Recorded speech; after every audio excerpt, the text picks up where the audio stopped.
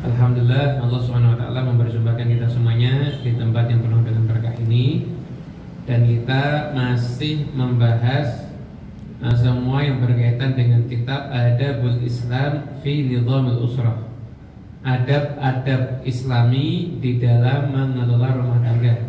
Kitab karya Syekh Muhammad bin Alawi Al-Maliki, mana kitab ini berisi ayat Quran, hadis Nabi, ucapan ulama, dan uraian-uraian dari beliau yang berkaitan tentang bagaimana cara untuk mengelola rumah tangga. Dalam kesempatan kali ini kita akan lanjutkan lagi. Di antaranya adalah yang berikutnya. Kemarin kan sudah kita jelaskan ya, kita jelaskan bahwasanya adab-adab yang berkaitan dengan masalah pendidikan anak, yaitu nomor pertama memilih nama yang bagus, sudah kan? Nama yang bagus. Nomor dua adalah yang berurusan dengan ketika anak baru lahir, seperti memotong rambut dan sedekah dengan berat dari rambut yang dipotong itu, akikah. Kemudian setelah itu juga urusan-urusan yang lainnya.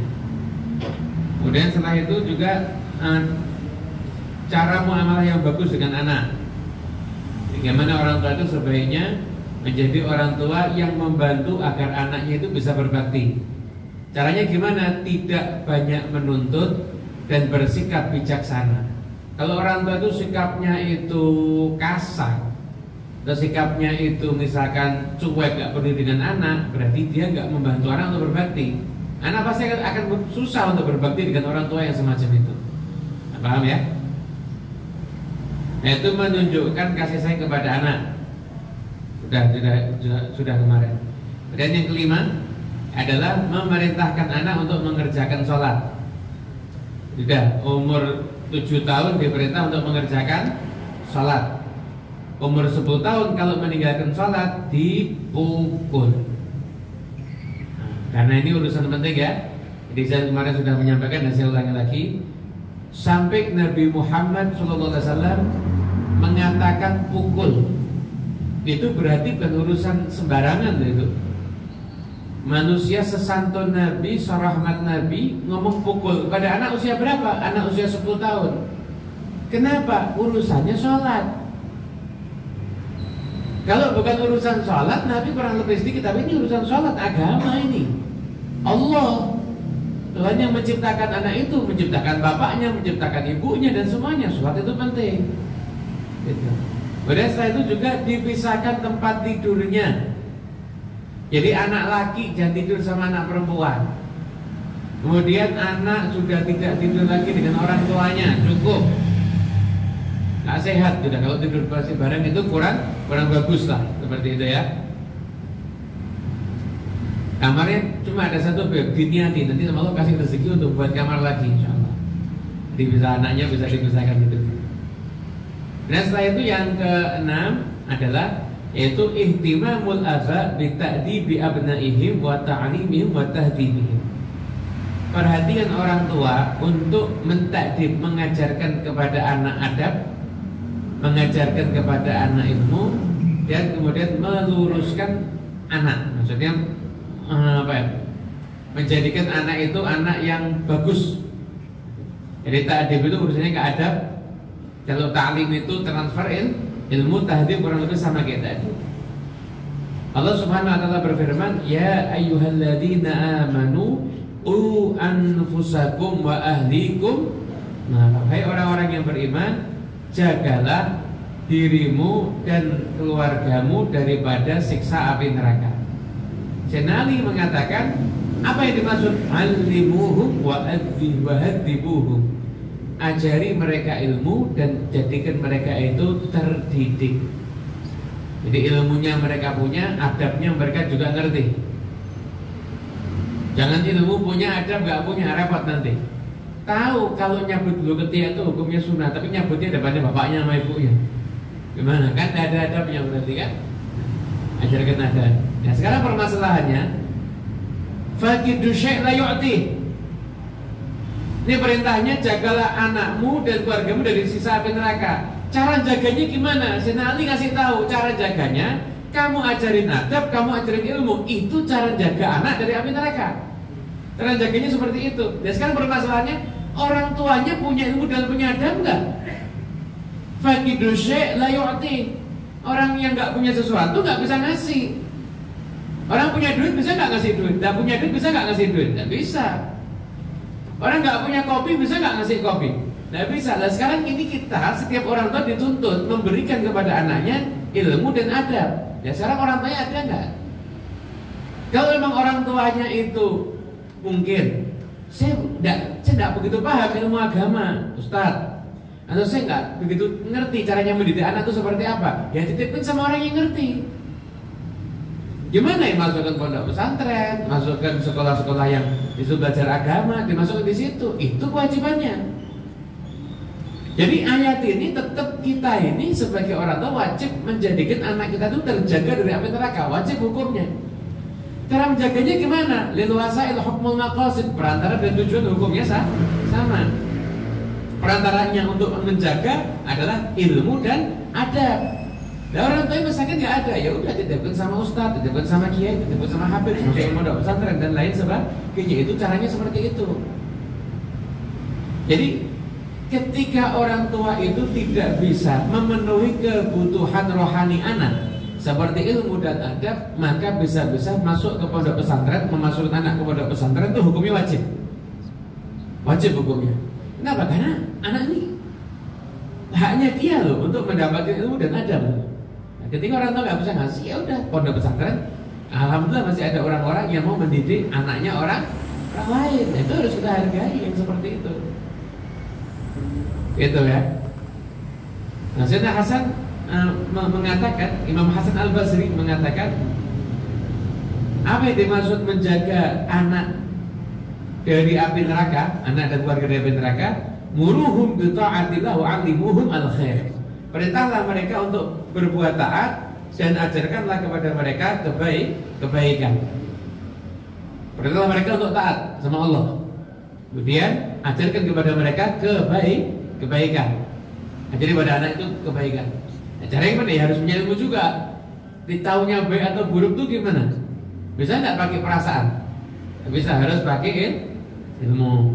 Paham ya? Makanya ada hadis marfu di tarikh Imam Bukhari, yaitu ma nahala walidun waladahu afdala min adabin hasan. Tidak ada hadiah yang terbaik dari seorang ayah kepada anaknya melebihi pendidikan yang bagus, pendidikan adab yang baik. Dan Jabir bin Samurah mengatakan, la yu'addibar rajulu waladahu khairun lahu min yatasaddaqa bisa'in. Sesungguhnya mendidik anak, orang tua mendidik anaknya itu lebih bagus daripada sedekah dengan sekian-sekian dan lain sebagainya. Nah, paham ya? Itu menunjukkan pentingnya pendidikan anak. Ketika orang tua mampu mendidik, ya laksanakan tugas. Ketika orang tua nggak mampu mendidik, maka diserahkan anak itu kepada orang yang mampu mendidik. Imam Ghazali itu dua bersaudara, namanya Muhammad Ahmad. Ini Muhammad bin Muhammad Al-Ghazali kan. Jadi ini keluarga orang yang mencintai Nabi Muhammad SAW. Yang namanya Muhammad, ayahnya lagi Muhammad itu. Saudaranya Imam Ghazali namanya Ahmad. Muhammad Al-Ghazali menjadi ulama yang kita kenal. Ahmad Al-Ghazali saudaranya juga menjadi seorang ulama tapi ahli pidato. Gitu. Ayahnya itu ada yang mengatakan seorang guru biasa, nggak kaya. Tapi subhanallah ayahnya ini cinta dengan majelis ilmu dan cinta dengan para ulama. Majelis ilmu para ulama hadir. Dan ketika lihat ada ulama menyampaikan ilmunya, nanti ayahnya Imam Ghazali itu beliau akan angkat tangan doa, ya Allah, jadikan anakku seperti dia ya Allah. Saya nggak mampu seperti dia ya Allah, jadikan anakku ulama seperti dia. Doa seperti itu. Nanti kalau lihat ahli ibadah, ingat anak, doa. Kemudian kalau lihat orang yang menyampaikan fatwa dia ingat anak doa. Jadi lihat orang berilmu ingat anak, lihat orang beradab ingat anak, lihat orang ibadah ingat anak. Jadi ingat anak terus. Begitu. Ketika ayahnya Imam Ghazali itu merasakan nggak lama lagi ini ajalnya akan datang, dia titipkan uang ke salah satu ustaz dan dia minta tolong didik kedua anak saya. Nggak lama kemudian meninggal dunia. Akhirnya diambil maksud itu dididik. Dididik nggak lama, ustadznya juga udah nggak punya duit. Wah, dari ayahmu udah besar juga bukan orang kaya. Kamu belajar aja di sana, ada tempat pendidikan baru, insya Allah di sana itu gratis. Jadi ketika Imam Ghazali mengatakan saya itu awal untuk ilmu bukan karena mau cari ilmu ketika itu, karena nggak ada kehidupan. Akhirnya belajar di sana dan akhirnya menjadi seorang ulama yang hebat. Kenapa? Berkat niat daripada orang tua. Sekarang ini kita sekarang langkah kita sekarang ini ketika mendengarkan ini, langkah yang pertama adalah pasang niat. Pasang niat. Saya harus bisa menjadikan anak saya beradab dan berilmu. Pasang niat dulu. Pasang niat dulu, gitu ya. Niat dulu. Kalau nggak ada niat, nggak mungkin. Kalau nggak ada niat, nggak mungkin bisa. Jadi siapapun juga yang menyaksikan acara ini, dimanapun Anda berada, baik bapak-bapak, ibu-ibu semuanya. Supaya nanti seperti biasa untuk live streaming, untuk yang di rumah bisa mengirimkan pertanyaan tentunya setelah disebutkan ya daerahnya di mana. Nah, kirim ke 081 3900 68166 081 3900 68166 gitu ya. Biasanya nanti di layar ada tulisannya. Ini nomornya ganti bukan kayak biasanya. 081 3900 68166. Akan sebutkan daerahnya aja, nama tidak penting, daerahnya aja. Dari ini pertanyaannya ini nanti kita jawab sebagian. Jadi ketika kita tahu bahwasanya selamat dari api neraka, menyelamatkan diri dan keluarga dari api neraka itu hukumnya wajib. Ada yang pengen mampir-mampir di sana? Rekreasi sehari aja. Terus sehari di sana kayak 1000 tahun. Naudzubillah min. Jadi ngapain di sana? Nah, kepengen kan? Berarti jaga diri dari api neraka. Apa hukumnya? Wajib. Cara menjaganya gimana? Orang-orang hebat yang ngajarin. Sayyidina Ali bin Abi Thalib mengatakan ilmu adab. Hasan Basri taat sama Allah, ajari kebaikan. Jadi itu caranya. Sekarang ini kita harus niat, saya mau nggak mau saya kalau pengen masuk surga saya harus cari ilmu, nggak bisa. Nah, kadang-kadang saya ini sering dapat pertanyaan yang agak aneh. Habib, ini saya usianya udah tua, saya masih perlu cari ilmu apa enggak? Nanyanya begitu. Ya jawab, ya masih sangat perlu. Kenapa? Karena husnul khotimah itu juga pakai ilmu dapatnya. Husnul khotimah itu bukan karena berhaya husnul khotimah, enggak. Ya diusahakan itu juga dengan pakai ilmu husnul khotimah itu. Bisa dipahami ya? Alhamdulillah. Itu. Jadi pengen husnul khotimah ya harus punya ilmunya. Jadi kita usia berapapun kita tetap kita ini wajib untuk mencari ilmu. Ya, alhamdulillah, masya Allah. Kajian di Masjid Segaf ini imbang ada anak mudanya, ada juga yang usia tua. Semoga semuanya husnul khotimah.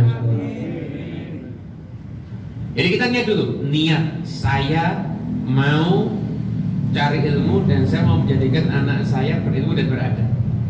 Setelah niat, kemudian lihat kemampuan untuk menjadikan anak berilmu dan beradab gimana? Orang tuanya bisa ngajar enggak? Bisa mendidik enggak? Punya kemampuan enggak? Karena saya enggak punya kemampuan, saya aja masih belajar nih.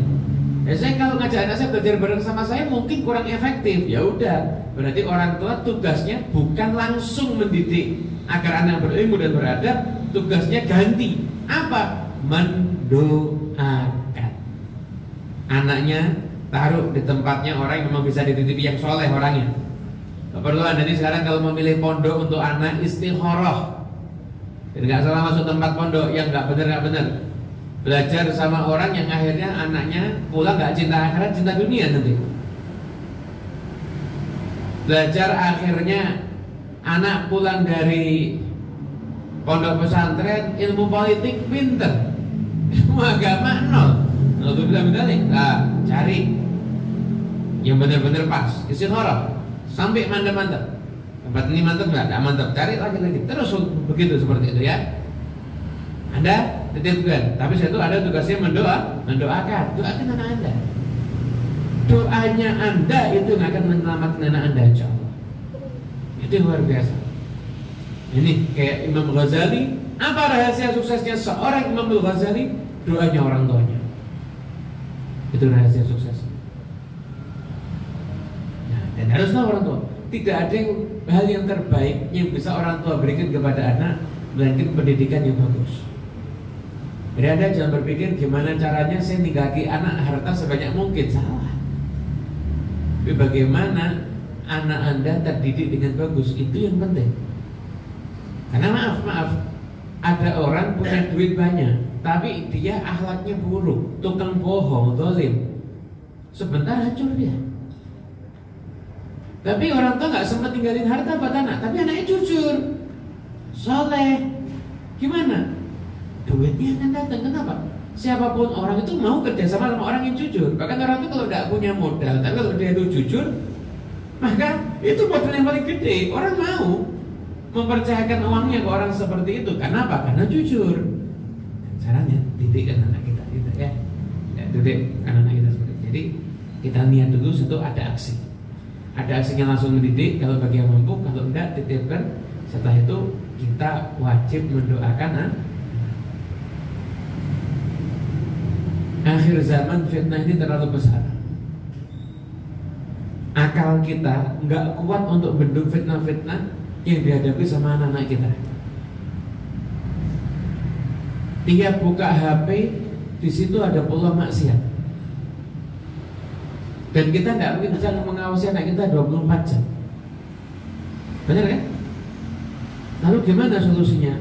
Maka solusinya yang terbaik adalah kalau kita mau ikhtiar dengan berbagai macam ikhtiar, silahkan. Tapi Anda jangan melupakan ikhtiar batin. Yang paling utama adalah jangan berhenti mendoakan anak. Bangunlah Anda di sepertiga malam, doakan anak Anda.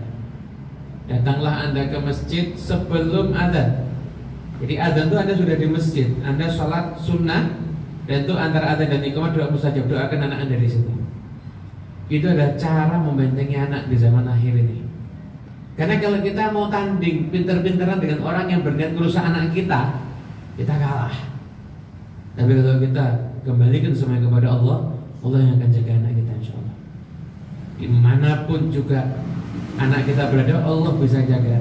Kalau kita belum tentu bisa menjaga anak kita dimanapun mereka berada.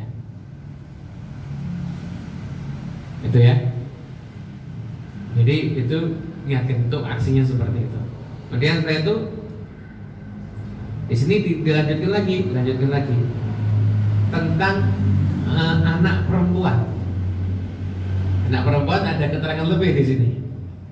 Yang dikatakan selayaknya bagi ayah itu perhatian dengan anak perempuannya, sebagaimana perhatiannya dengan anak laki-lakinya. Kadang-kadang ada ayah-ayah yang agak lucu sama anak perempuannya itu sini, sama anak lakinya seneng. Jangan. Yang ngasih siapa? Allah. Yang terima itu titipan. Perhatikan, didik anak Anda untuk menjadi wanita yang akhlaknya mulia, wanita yang kalem, tenang. Jadikan anak perempuan Anda itu pemalu. Didiklah anak perempuan Anda untuk haya, ada rasa malu. Jangan dibiarkan dari kecil biasa ngobrol dengan yang laki-laki yang bukan mahramnya. Kenapa? Itu menghilangkan rasa malu dalam diri anak wanita Anda nantinya. Setelah itu dilarang anak Anda untuk dengan berdandan dengan dandanan-dandanan yang menyalahi aturan syariat, nggak boleh. Perintahlah anak wanita Anda untuk sholat, untuk puasa, untuk jujur, dan untuk menjaga dirinya dan kehormatannya. Terangkan sama anak perempuan Anda bahwasanya kemuliaan dari orang tuanya adalah tergantung kemuliaan anak wanitanya. Sehebat apapun orang tua, kalau anak wanitanya itu berbuat hal yang nggak baik, pasti dia akan diomongkan buruk oleh orang lain. Ada bapak setiap hari sholatnya di masjid, terkenal orangnya baik, menghadiri majelis ilmu. Tiba-tiba, naudzubillah min dzalik, semoga kita semuanya selamat, siapapun juga di antara kita selamat semuanya insyaallah. Tiba-tiba anak perempuannya berbuat hal yang nggak baik, yang diingat ke masjidnya atau celahnya dia nggak bisa didik anak. Mana yang diingat sama orang? Celahnya dia nggak bisa didik anak, ya kan? Aibnya dia nggak bisa didik anak, itu yang diingat-ingat sama orang. Nah itu makanya harus hati-hati kita. Punya anak perempuan ya. Dan setelah itu pilihkan suami yang soleh dan segera nikahkan. Kalau sudah ada yang cocok, segera dinikahkan. Urusan mahar serahat pokoknya nggak usah diperberat. Dan sebelum kamu nanya gaji calon suami putrimu, maka selidikilah dulu bagaimana agamanya dan akhlaknya. Itulah kebiasaan sirah, sejarah hidup, gaya hidup daripada orang-orang yang soleh.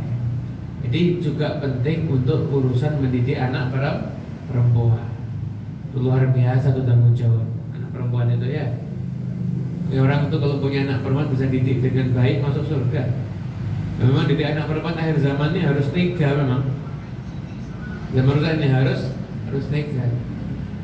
Bagaimana lagi? Mau dibiarkan rusak? Enggak mungkin. Ya udah. Jaga auratnya. Jangan sampai punya anak auratnya dilihat sama orang lain, kok orang tua tuh nggak cemburu. Ini tidak masuk akal. Ini tidak masuk akal. Anda punya anak Anda pakai jilbab. Anak Anda pakai jilbab. Tiba-tiba datang orang bukan mahram ngambil jilbabnya anak Anda marah nggak? Anda marah. Anda kalau perlu Anda siap berkelahi mungkin ya. Anda bisa hajar orang itu. Anda bayangkan anak Anda sekolah pakai jilbab, ke Yerusalem pakai jilbab, begitu nikah di gedung copot jilbabnya, dilihat sama semua orang. Aneh Anda. Jadi yang Anda jaga, orang lain kalau nyopot Anda siap bertarung mungkin, sekarang begitu akad nikah dicopot, semua orang lihat. Begitu di medsos fotonya dicopot, semua orang lihat. Gimana ini? Mana rasa malu seorang bapak kalau lihat rambutnya anaknya kok disaksikan secara bebas oleh orang lain? Ada Anda nggak bisa bilang itu kan acara khusus keluarga, nggak bisa bilang begitu Anda. Itu kan fotonya itu bukan keluarga Anda. Sepupu itu bukan mahram, nggak boleh lihat rambut ini aurat. Biasakan ada rasa malu, dan ini yang penting sekarang ini. Kehilangan rasa malu. Udah anak perempuannya nggak ada rasa malu, orang tua nggak ada rasa malu, ya udah, kelop udah. Orang berdua selamat semuanya insyaallah ya. Jadi anak perempuan dididik ada rasa malu. Kemudian setelah itu jangan dibiarkan terbiasa berhias. Ajari dia kalau mau make up itu di depan suaminya boleh. Jangan depan suaminya masya Allah balsem koyo segala macam. Kalau mau pergi baru pakai make up. Tidak benar ini. Gitu ya. Jadi sebenarnya saya tuh kalau sudah dapat yang cocok, pria yang cocok untuk Anda, nggak usah lama-lama, segera dinikahkan. Kenapa? Biar nggak timbul fitnah. Ada kisah seorang ulama ahli hadis. Kalau tulisannya namanya Sa'id bin Musayyab, tapi beliau maunya dipanggil Musayyib. Dia nggak mau dipanggil Musayyab. Karena kalau biasa ngaji Sahih Bukhari itu namanya disebut terus. Kenapa? Karena ini muridnya Abu Hurairah. Jadi banyak meriwayatkan hadis. Halaqahnya hadis di Masjid Nabawi, muridnya banyak. Sa'id bin Musayyib ini punya seorang murid, fakir, miskin, tapi baik. Datang majelis ilmu rajin. Nah, murid ini suatu hari, berapa hari nggak kelihatan di majelis tempat biasa belajar itu, nggak ada. Berapa hari nggak datang. Akhirnya ditanya setelah datang lagi, kamu kemana? Maaf, kemarin istri saya meninggal, saya ngurusin semua keperluannya, jadi saya nggak sempat datang majelis ilmu. Nah, kata gurunya, kata Sa'id bin Musayyib, ya kamu nikah lagi, segera nikah lagi aja. Abu Wadahnya ketawa, siapa orang mau nikahkan anaknya sama saya? Loh, saya ini sekarang cuma punya uang 2 dirham, 3 dirham, nilai yang sangat rendah. Ya. Nah, ada orang mau nikahkan anaknya sama orang miskin. Saya tunggu saya ada. Siapa? Saya. Kaget. Kamu nikah sama putri saya ya? Saya nikahkan. Bawa duit sekarang. Bawa ya itu duit mahar. Orang saksi langsung dinikahkan. Ini Abu Wadah stres. Ini mimpi apa? Nyata ini. Anaknya saya dulu, saya ulama mungkin yang paling top yang ada di Madinah ketika itu. Orang memang hebat ketika itu. Bingung, bener apa enggak ini?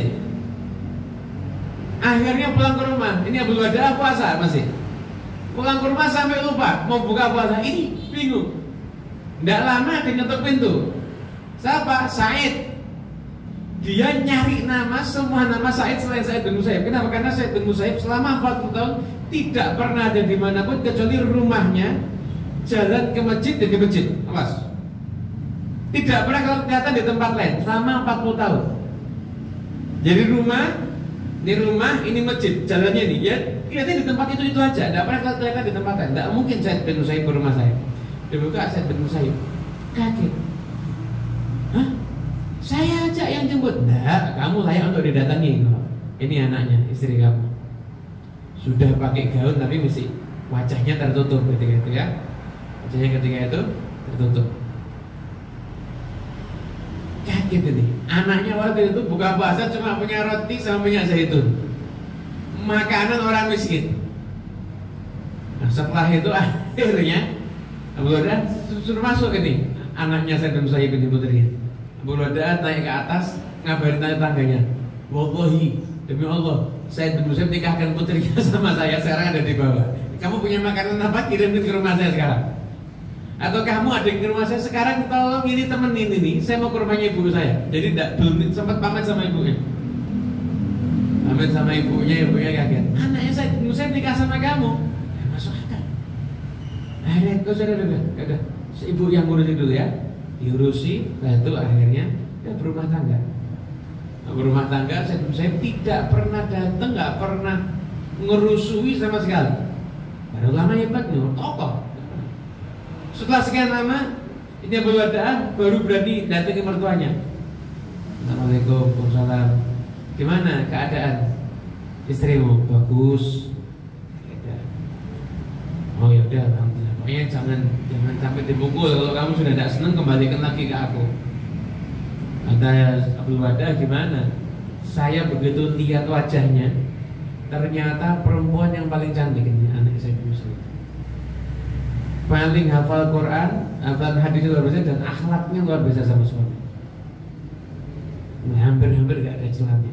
Gimana saya mau kembalikan ini rezeki buat saya? Harus saya ditegur sama orang-orang. Said, kamu ini waras apa enggak? Waras. Anakmu ini kan dulu pernah dilamar kan? Betul. Yang ngelamar Al-Walid bin Abdul Malik bin Marwan. Abdul Malik bin Marwan itu rajanya ketika itu, gubernurnya. Ngelamar putrinya Sa'id bin Musayyib untuk anaknya. Dan ini juga calon khalifah ini. Ditolak.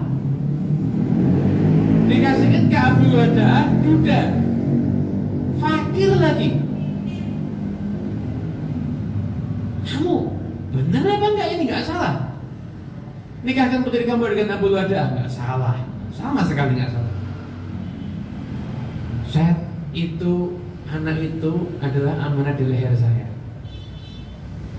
Akan jadi beban di hari kiamat kalau saya enggak menyerahkan anak saya ke lelaki yang benar. Dan saya pilih adalah Abu Wadah, orang yang soleh. Saya takut kalau anak saya tinggal di kerajaan bergelimang harta, ada pelayan, saya takut nanti keistiqomahannya bisa berubah. Gak apa-apa dia nikah sama orang fakir. Di dunia dia merasakan itu, yang penting di akhirat bahagia. Ini baru orang tua. Menurut saya ini yang jomblo-jomblo mikir masih ada nggak mertua kayak saya bin Musayyib?